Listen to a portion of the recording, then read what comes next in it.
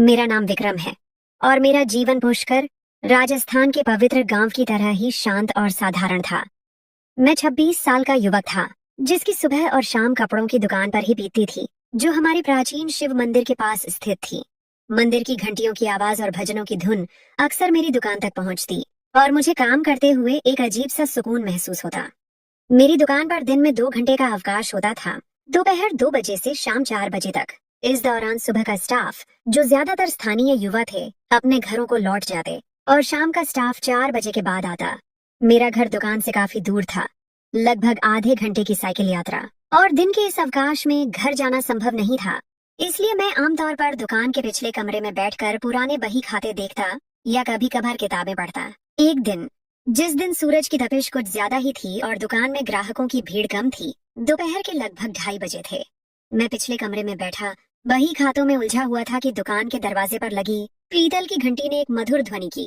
साथ ही एक मनमोहक खुशबू मेरे नथुनों से टकराई, जैसे कोई चमेली के फूलों की लड़ी लिए गुजरा हो। मैंने सर उठाकर देखा। दुकान के मंद प्रकाश में एक आकृति उभरी। यह एक लड़की थी, जिसने अपने चेहरे पर अत्यंत सुंदर रेशमी दुपट्टा ओढ़ा हुआ था, जो उसके सौंदर्य को और भी रहस्यमय बना रहा था। इस दुपट्टे से केवल उसकी गहरी झील जैसी आंखें ही दिखाई दे रही थीं, जिनमें एक अजीब सी चमक और गहराई थी। वो आंखें इतनी खूबसूरत थीं कि मैं उन्हें देखता ही रह गया। मैं शर्त लगा सकता था कि इस दुपट्टे के पीछे एक बेहद हसीन चेहरा छिपा होगा। उसने अपने कोमल हाथ जोड़कर मुझे नमस्ते कहा। उसकी आवाज में ऐसी मिठास थी कि जैसे कोयल ने अपना गीत गाना शुरू कर दिया हो। वह कहने लगी कि उसे कंप्यूटर कोर्स करना है, लेकिन वह रोज दुकान पर नहीं आ सकती। उसे कोई ऐसा गुरु चाहिए जो घर पर आकर पढ़ा सके। उसकी आंखों में एक अनकही बेचैनी थी, एक ऐसी प्यास जिसे मैंने तुरंत महसूस कर लिया। ये सिर्फ कंप्यूटर सीखने की प्यास नहीं थी, बल्कि कुछ और भी था, कोई छिपा हुआ रहस्य। मैंने उसे अपना पता और नाम बताया। उसने एक पल के लिए हिचकिचाया, जैसे कोई भेद छिपा रही हो। फिर अपना नाम कमला बताया और एक फोन नंबर दिया। मैंने उसे अगले दिन एक योग्य गुरु भेजने का वादा कर लिया। वीडियो पर आगे बढ़ने से पहले, यदि आपने हमारे चैनल को सब्सक्राइब नहीं किया है, तो कृपया सब्सक्राइब करें और उसके बगल में घंटी को चालू करें। उसके जाने के बाद दुकान में अजीब सी खामोशी छा गई। चमेली की खुशबू अब भी हवा में घुली हुई थी, जो उसकी उपस्थिति का एहसास दिला रही थी। मैंने सोचा, क्यों ना मैं खुद ही चला जाऊं। उसकी आंखों में जो प्यास थी, वह मुझे अपनी तरफ खींच रही थी। कुछ आमदनी भी हो जाएगी और दोपहर का खाली समय भी कट जाएगा। यह एक ऐसा विचार था जिसने मेरे दिल में एक नई उमंग पैदा कर दी। मैं कभी इतना सक्रिय नहीं हुआ था, लेकिन कमला की उपस्थिति ने मुझे एक नया उद्देश्य दे दिया था। अगले दिन सुबह से ही मेरा मन बेचैन था। दुकान पर काम में मेरा मन नहीं लग रहा था। 2 बजने का इंतजार एक सदी की तरह लग रहा था। जैसे ही समय ने इजाजत दी, मैंने कमला के दिए हुए पते पर फोन किया। मेरी आवाज में एक अजीब सी घबराहट थी जब मैंने अपना परिचय करवाया। उसने मुझे तुरंत आने को कहा। मैंने अपनी पुरानी साइकिल निकाली और उसके घर की ओर चल पड़ा। उसका घर मंदिर से ज्यादा दूर नहीं था। एक विशाल आंगन के बीचों बीच एक खूबसूरत लेकिन थोड़ा पुराना मकान था। उसकी दीवारों पर लताएं छड़ी हुई थीं, जो उसे एक रहस्यमय सौंदर्य प्रदान कर रही थीं। मैंने धीरे से घंटी बजाई। कुछ ही पलों के बाद एक नौकरानी ने दरवाजा खोला, जिसका नाम मीना था। वह एक गली के फूल की तरह सीधी सादी और मासूम थी। उसकी आंखों में कमला जैसी ही सादगी थी। मैंने अपना परिचय कराया तो उसने मुस्कुराकर मुझे अंदर बुलाया और मेहमान खाने में बिठाया। मेहमान खाना प्राचीन राजस्थानी कला का नमूना था, जहाँ पीतल के चमकदार बर्तन, लकड़ी का खूबसूरत नक्काशीदार फर्नीचर और रंगीन पर्दे सजे हुए थे। मैं इस माहौल में बैठकर अजीब सी बेचैनी महसूस कर रहा था। ये कोई आम घर नहीं था, यहाँ की हर चीज एक कहानी सुना रही थी। मीना ने मुझे इंतजार करने को कहा और अंदर चली गई। पर्दे के पीछे छिपी सच्चाई। कुछ देर इंतजार के बाद एक सुंदर लड़की अंदर आई, जिसने पूजा के अंदाज में अपना पूरा सर एक केसरिया दुपट्टे से ढका हुआ था।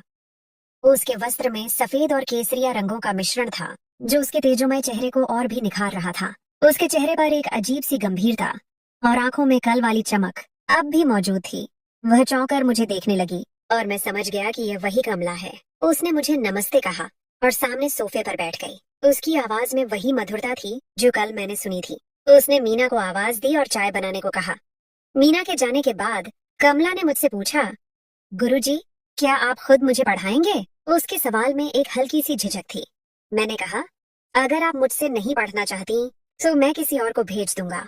उसने तुरंत कहा, नहीं, ऐसी कोई बात नहीं है गुरुजी।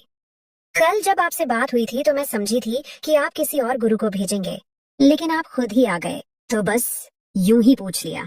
उसके चेहरे पर एक हल्की सी शर्मिंदगी उभर कर मिट गई। मैंने कहा, मैं इस समय दिन में खाली रहता हूँ।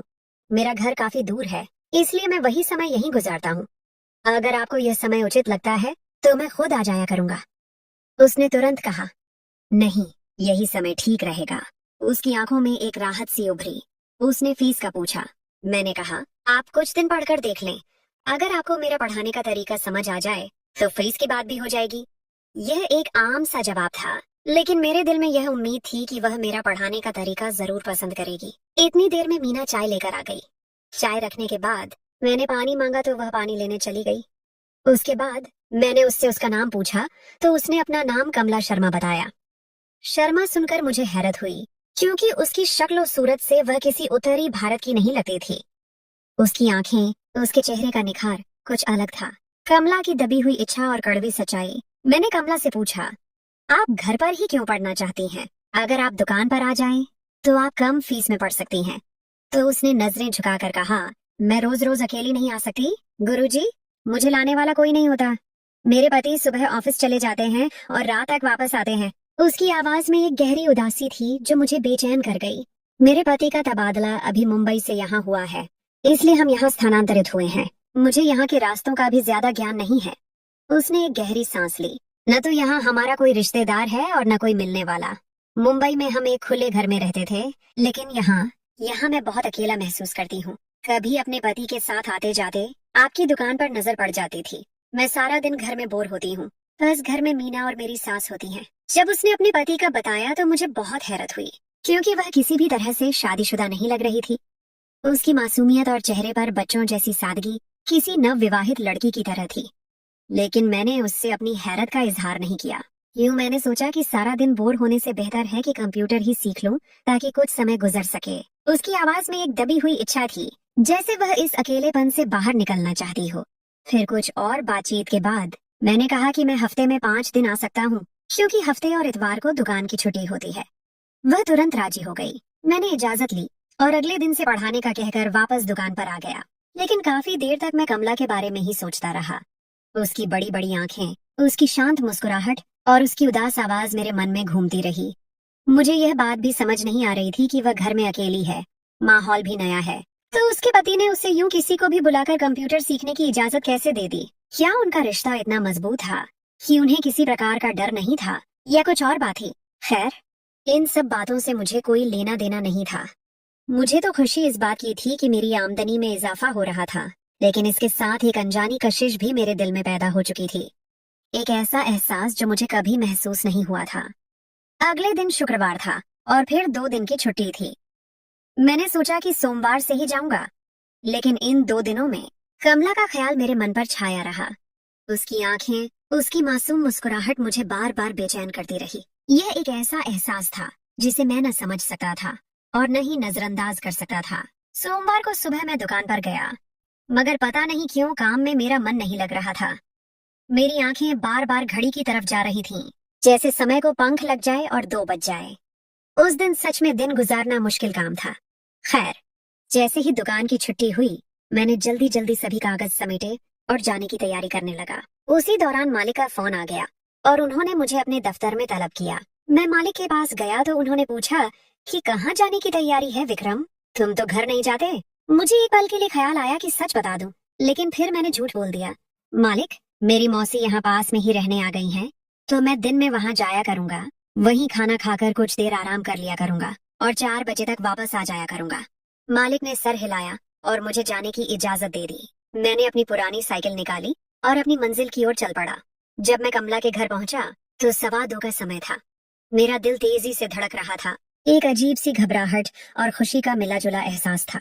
मेरी घंटी बजाने के कुछ ही सेकंड बाद मीना ने दरवाजा खोल दिया और मुझे नमस्ते कहा और अंदर आने का इशारा किया। मैं उसके पीछे पीछे अंदर दाखिल हो गया और उसने मुझे मेहमान खाने में बिठाया और खुद अंदर चली गई।